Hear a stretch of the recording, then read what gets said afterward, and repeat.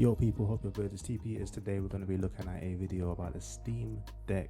This video is by a guy called Poladr0id, I believe is how you say his name. And he caught my eye recently in terms of his channel. He's got 20,000 followers on YouTube. He's growing really fast, faster than me. And it made me think, right, like, so this is what happens when you put effort into them cinematic videos. And I thought to myself, I could do that, you know. I have all the equipment, I got the cameras, I've got the knowledge and the passion for making videos, but I'm so deep in music, yeah, as a career, that I just don't have that heart to do the cinematic thing for tech, especially because I don't feel like I've got the authority to do that as well. Like, my knowledge of tech is like average level. Like, I'm like you know what I'm saying? If you're watching this video and you're someone that just likes playing your games, you love like looking at tech videos on YouTube, etc., we are the same in it. We learn from other people. We're not going to go and study the thing. Whereas I feel like some of these tech YouTubers are actually out here studying computing and stuff like that, and it allows them to have that advantage. For me, I think my unfair advantage is the fact that I have a thriving music career that I'm developing and growing. I make chill vibes that workers can work to, and it goes hand in hand with, you know, that coziness that comes with handheld gaming, that kind of relaxed nature of this life, you know, that carefree attitude that we have where we just want to take a train trip and we're not miserable on a train because we got our trusty ROG Ally or our Steam Deck with us, you know what I'm saying? Whoops, sorry. To take with us. And I feel like I make music that accompanies that, and therefore my vibe and the things that I have to say kind of matches that element in it. So I wouldn't do that, but I definitely appreciate the people that do. So let's watch this video. It's a bit different. This is a different type of concept for me because I don't do these type of videos normally, but this is the Steam Deck in 2026. Is it still worth it? And yeah, it kind of reminds me of me. I do this type of videos, so let's see what he's got to say in it. Definitely serious YouTuber, like big YouTuber. This guy is the guy. The Legion Go 2, the ROG Ally, the MSI Claw, this other thing. Handheld gaming PCs have come a long way. They're faster, sleeker, a little louder, little machines that promise desktop performance in something that's backpackable. That's a... Oh, wait, yo, just stop it there quick. I just want to say this, yeah. The backpackable thing is so funny because so many different handhelds can't even do that right properly. Like, there's certain that is so nuanced, yeah. Obviously this is about the Steam Deck in it, but it's so nuanced, yeah, because there are certain handhelds that, yes, they will fit in a backpack, but you won't actually carry it in a backpack because it's too bulky. I'm thinking of stuff like the Legion Go 2, I think is like massive, if I'm correct. Whoops, sorry, my Mac's in the wrong place, fam. Correct me if I'm wrong, but I feel like the Legion Go 2 is one of those big, hefty devices that's so heavy. Technically, you can go in the backpack, but you're not actually doing that really because you got so many things you want to carry. So for me, when I think of these handhelds, if I was ever going to buy a new one, I will be thinking, how heavy is this thing? Because last thing I want is to have, even when it comes to the cases, like, last thing I want is to have a big, massive case in my bag to the point where I can't really maneuver that easily because I've got other things to carry. Like, what if I want to travel and this big ass handheld bag and container or whatever is taking up so much space that I can't even carry my clothes, my essentials, you know what I'm saying? So the backpackable thing is funny because the older consoles were so small and pocketable, but lately we're just getting bigger and bigger to the point where even the handhelds are it's even a challenge to carry those, you know what I'm saying? But anyway, let's get back to the video. Word. As we head into 2026, there's more competition than ever, and everyone's chasing the same dream. More power, more polish, more everything. So why would anyone still choose the Steam Deck, a handheld that's a few years old now, over all of that? Why? I've spent 2 years with mine. I've ignored it, and I've adored it. If you're just here for the short answer, yeah, I still think the Steam Deck's worth it. But with everything available today, if I had to choose again, would I? Yo, what would you choose if you had one handheld that you could pick? Yeah, I'm sure we've all got one. What would you pick if you had to restart? Would it be the Steam Deck? For me, I will tell you, it would be the ROG Ally. I would pick it again and again and again right now, as far as I'm concerned, yeah. But what about you? Like, what would be the handheld that you would pick for 2026 if you had to restart?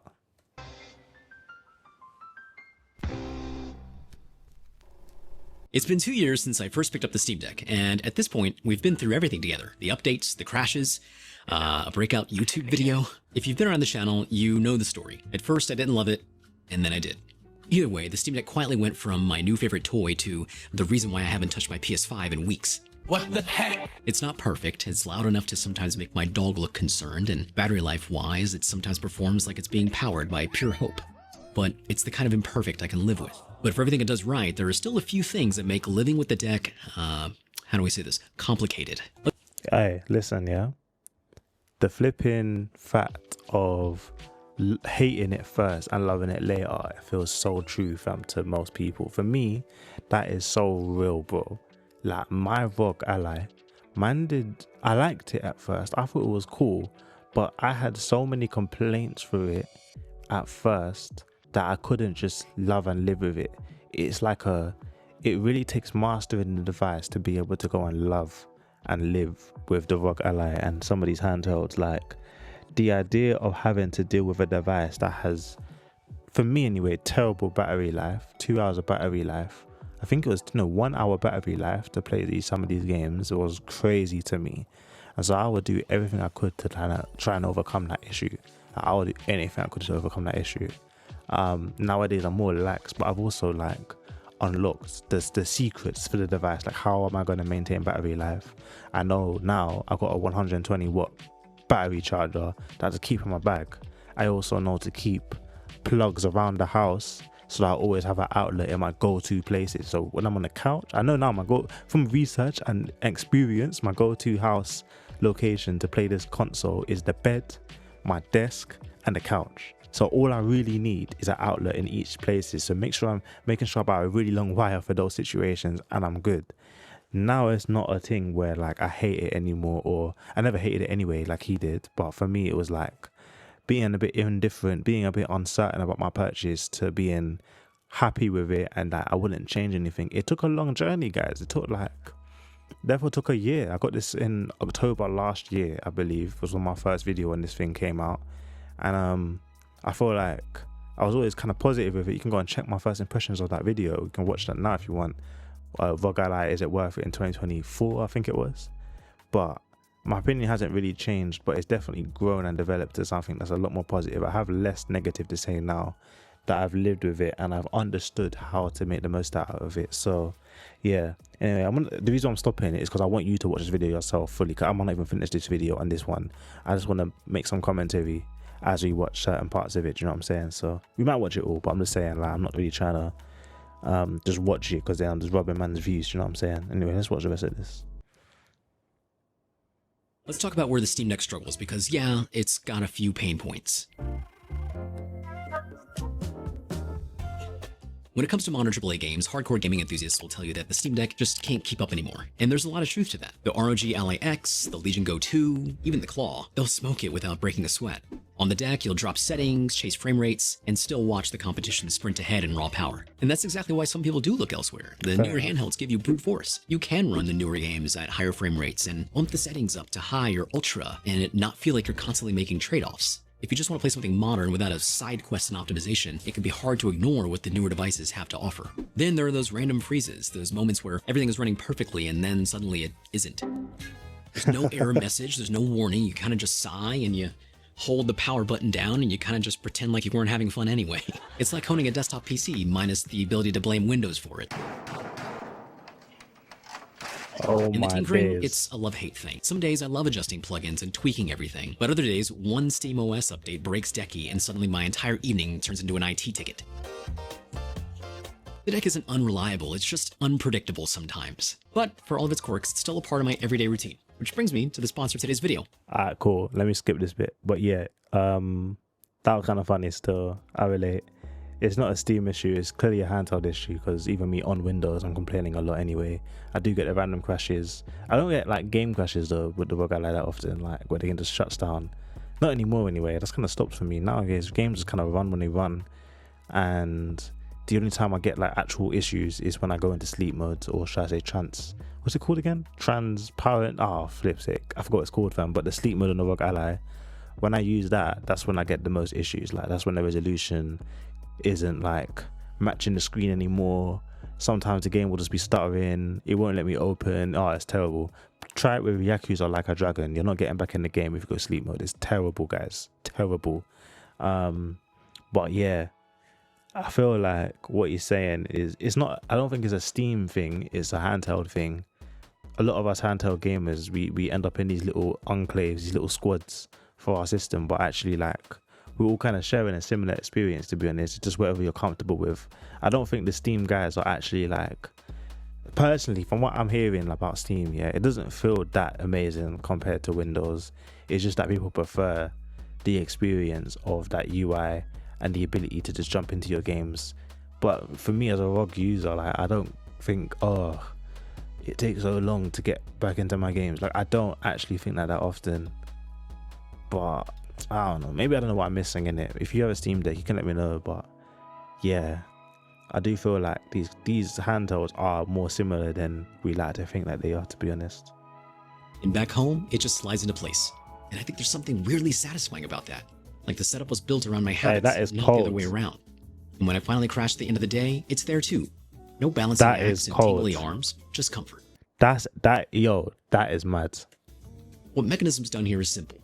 They've elevated the handheld experience by making the Steam Deck fit into my life instead of around it.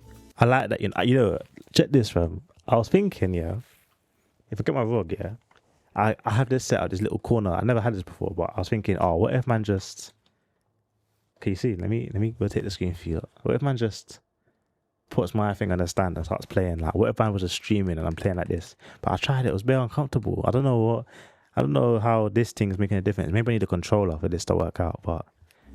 Huge thanks to Mechanism for sponsoring this video. Bro, what is this? Like, who's doing that, fam? Who's doing that? While the deck's showing its age, the competition is not sitting still. Every new handheld that drops feels like a direct answer to the deck's weaknesses. The ROG Ally X is lighter, thinner, and runs Windows. Oh, is that? Which I didn't means you know can that, install actually. almost anything. No workarounds, no compatibility modes. It's got a better screen, faster memory, and way more horsepower. Legion Go 2 takes that even further. Huge display, detachable controllers, better cooling, more storage options. It's basically a portable gaming laptop pretending to be a handheld. And even the Claw, while it's still kind of finding its identity, has shown that AI-driven optimizations and premium design are becoming the new baseline. Specs-wise, they're ahead. They boot faster, they benchmark higher, and they handle modern AAA games without having to make too many sacrifices, which makes Wait, yo, I just realized I didn't even change the screen when I was talking to you guys earlier. This is what I did. Just so you know, this is what I was talking about when I was talking about putting it on the stand. I got this little iPad stand and I slapped it here. And I was just thinking, I tried that and it didn't bang. That's what I was trying to say. Anyway.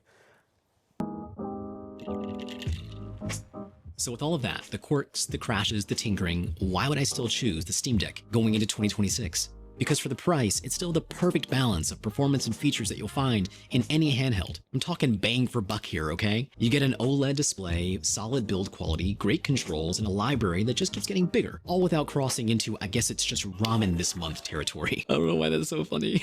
And that price matters when you start comparing it to the other handhelds out there. Those handhelds are powerful, sure, but they're also flirting with like laptop prices. And look, I would try those too, but wait till my bank account is set up. The thing is, getting things like emulators, third-party plugins, or Game Pass streaming up and running is surprisingly frictionless. I don't have to fight with Windows or pray that drivers behave. Things just work. Wait. Most of the I need to reload that because I watched this video before. I didn't notice something that he said. Did he just get Game Pass on a Steam Deck easily? Is that what you just said he was able to do? like laptop prices. And look, I would try those too, but wait till my bank account is set up. The thing is, getting things like emulators, third-party plugins, or Game Pass streaming up and running is surprisingly frictionless. Oh, okay, streaming. So Steam Deck has Game Pass streaming, but obviously you guys don't have the installs. You can't install your games, which is fair. It's a shame. I've cancelled my Games Pass. I think a lot of us have, so the value of that has dropped a bit, but depending on who you'd ask. But yeah, it'll be good to actually install your games. I don't have to fight with Windows or pray that drivers behave. Things just work most of the time. Most And of the time. ultimately, I don't need the most powerful handheld on the market. If I want better performance or graphics, I have consoles that do that. And no, I don't own a gaming PC, but hello, Steam Machine. The other devices might win in benchmarks, but I think the deck wins in versatility, and personally, that matters more to me. When the deck first came out, it felt like the start of something new. And 2 years later, it's still here. It's not perfect, not the most powerful, but somehow it's the one that stuck. I've seen the others. I've been tempted by the specs, the screens, the promise of better. And that's not to say I don't want options, but every time I end up right back here with the one that makes gaming feel right. I think Valve created... Yo, wait, his Steam Deck looks beautiful, by the way. Just want to confirm. His Steam Deck looks really nice. And I want to ask, chat, Squadron, is this the OLED Steam Deck or is it just the normal one that he has, if you know? Obviously, I can't tell. But yeah, it does look beautiful as a console. I would love to change the skin of my ROG, but also I don't want to do that because I'm scared of changing modding this thing any more than I've done already. I'm kind of scared. But his Steam Deck looks fire. Magic with the Steam Deck. They've created a whole ecosystem that's only going to get better with the introduction of the new hardware that's coming out in just a couple months.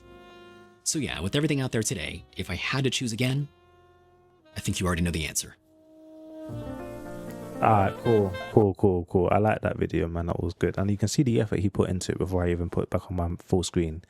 He filmed it on the X-T4, which is similar to my camera over here, which is the Fujifilm X-S20. But I think this is... I don't know if it's better or worse than my camera. Might be worse. Well, it's not really better or worse. It's more like the skill of the person in it. But, you know, the production on this video is different levels. I have all of these tools. Dehancer, shout out to them. Defo watch my Dehancer flipping is it worth it video that I put effort into my Dehancer video. Yeah, and it's got like 20 views, fam. Check out my Dehancer review. Sponsor. Shout out Dehancer for sending me their software for free. Same software that my man's using in this video. Yeah, Final Cut Pro, that's what I'm using as well. He filmed it in the US, I'm in the UK, and there's a special thanks thing there. I'd love a special thanks. Yo, if I can get a community, I want a community, guys. I want a community. I want you guys to join my community. And I want it to be a thing where I can just put in the end of my videos, yo, special thanks. I want to do that. I'm not going to lie to you. I do. But I don't have people like that. I see man in the comments. Shout out to certain people. I'm not going to name drop now. But shout out to certain people. I see you in my comments every now and then. But I want a squad. You know, the WavyLife squad. There's a Discord link actually in the description of this YouTube video. I actually dropped an album in early access. You know, like video games, they have early access, right? I have an album in early access right now, so people can listen to it early, and it's just chill vibes for hard workers. So people that have a lifestyle that involves kind of sitting down, maybe a bit sedentary, I think is the word. You're not really moving that much.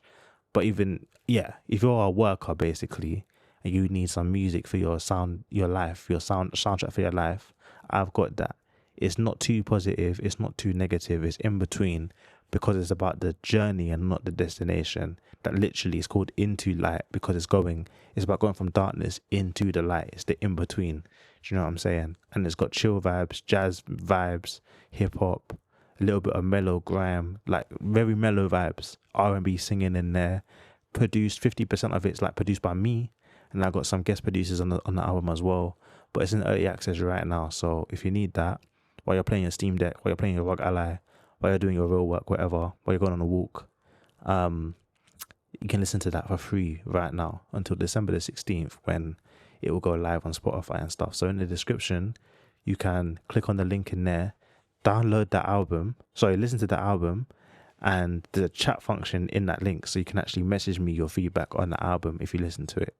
So that way, that would be cool, because that way I could get my special thanks button there. I could like, whoever got my album in the early access stage, I can actually be like, yeah, I can see you, I see you. So yeah, maybe do that, and then we can have a little squad. Do you know what I'm saying? It's free anyway, so why not? But yeah, guys, that's it really. That's all I wanted to show you, to be honest. Steam Deck in 2026, is it worth it still? What do you guys think? I agree, obviously. I mean, I don't even have the console, but what he's saying does make sense. And like I said, I think all of these things are the same. Like everything that came out in this generation, Steam Deck, then later in the years, you got the ROG Ally, all of these like older handhelds. I think they're very much still worth it. Like there's nothing stopping someone from getting it and having a good time. The games are still running. Man's playing Tomb Raider, Rise of the Tomb Raider right now. Playing Yakuza Like a Dragon. I played Battlefield 6 on it without much issue. Like it's good. Life is good. Stop looking for for these expensive devices. Be happy with what you've got. These devices are good, man. Anyway, hope you enjoyed. Take care.